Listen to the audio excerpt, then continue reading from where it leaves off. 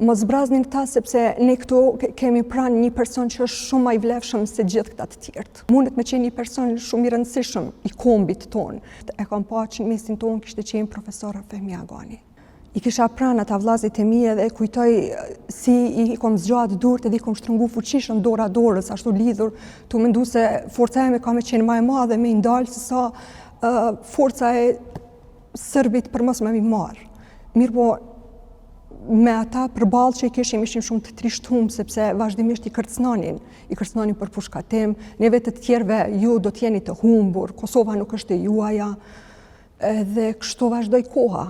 Vazhdoj tortur, derisa në një moment kam dëgju një zot të trisht, një zot egër, i cili tha se i tha edhe urdhrin deri te komandanti tjetër, ju lutem lerini, do thotë mos zgjuani, mos zbrazni në ta. Do të thotë ishte fjala për personat e tjerë që kishin vendosur pranë neve në pushkatim. Mos zbrazni këta sepse ne këtu kemi pranë një person që është shumë më i vlefshëm se gjithë këta të tjerë.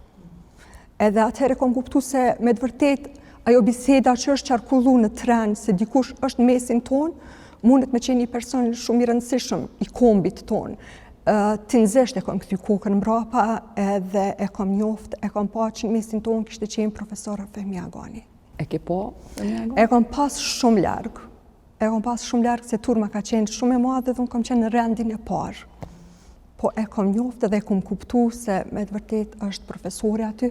Ajo ka ndodhur shumë shpejt kur e kanë marrë, e kanë largu prej turmës, edhe një vetur ka qenë e kuqe, nuk e di çfarë marke, e kanë shty me dhunë, 4 policë ashtu diçka, edhe me njëherë e kanë largu.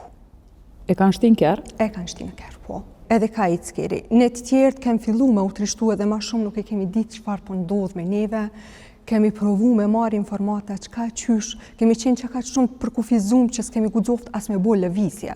Dhe më thanë, ndoshta ka kalu ashtu edhe një gjysmë ore, një orë prej momentit kur është marrë profesori, përderisa ka ardhur një komandant tjetër edhe na ka thënë që filloni kush është më i gjinçëm te ai grumbulli i dokumentave, gjeni dokumentin e juaj.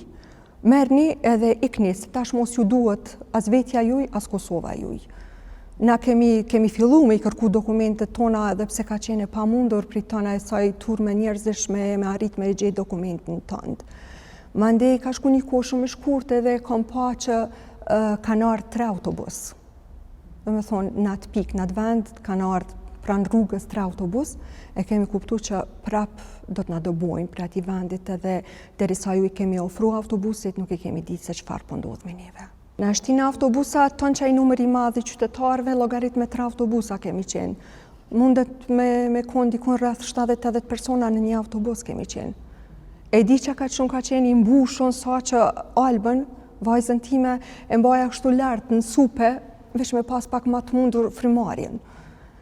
Edhe pranë vetës më kujtohet shumë mirë se i njihnin, edhe të tjerë si qytetarë i njihnin. Kisha pranë zonjën, gruajën e profesor Fehmia Aganit dhe djalin, shumë pranë vetës kisha në fillim të urseve të para të autobusit.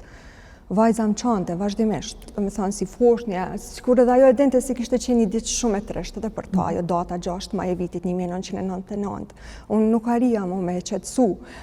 Shoferi i autobusit e kujtoj se ka qenë i kompsis turke dhe me një fjalë më tha, ashtu me një bërtinë tha, po ti ku je nis me këtë fëmijë? Ku je nis me ton këtë çajt në ky fëmijë? Ju përgjigja thash unë nuk e di as vet ku jam nis, po e di se ku do të kthehem. Du me u kthy në vendin tem dhe nuk ka kush që mundet më largu prej këtij vendi. Lut na hap ma derën. E di se e kam kundërshtu aq shumë edhe kam kërku prej tij me hap derën, më ka tregu që ka me qenë diçka shumë e rrezikshme.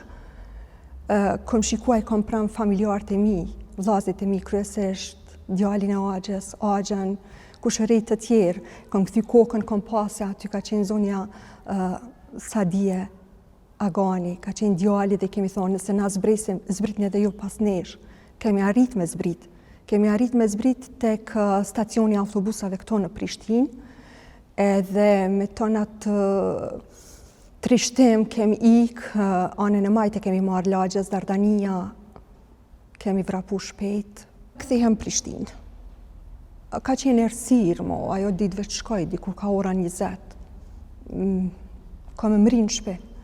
në shtëpi kom pas prind, sepse ata kanë qenë shumë këmbgulës të dy prind që mos me dalë prej shtëpisë. Edhe kur na kanë pas se po kthehemi, edhe ata kanë qenë shumë të mërzitun. Kom qenë shumë e ngarkume psiqikisht, fizikisht, shpirtnisht. E di se kom fjetë që ka të shumë që deri të nesërmën, domethënë në mesditë nuk kam arrit me u zgju prej gjumit. Edhe kur zgjova prej gjumit, lajmin e parë që ndëgjova ka qenë lajmi për vrasjen e profesor Fehmi Hakanit. Nuk e di sa muj me arrit me përshkru një dhimbje, qysh ka qenë atëherë. Mandej çdo ditë kam qëndru në Prishtinë. Çdo ditë kam qëndru në Prishtinë, edhe kam bërë edhe disa herë përpjekje, jo pse në një farë mënyrë kam pas dëshirën, po situata e ka kërku që unë të dalë dhe të kaloj kufit, se për ndryshe ai fillimi të dëbuarve kur ka nis, na ka nda mu edhe bashkëshortin. Ai ka qenë shtëpia e tij pak metra larg shtëpisë tonë, 2-3 lagje, ashtu edhe nuk kemi arrit me pa njëri tjetrin. Unë kom mbet në pjesën e familjes time, ai me familjen e tij na veç është dëbu më herët.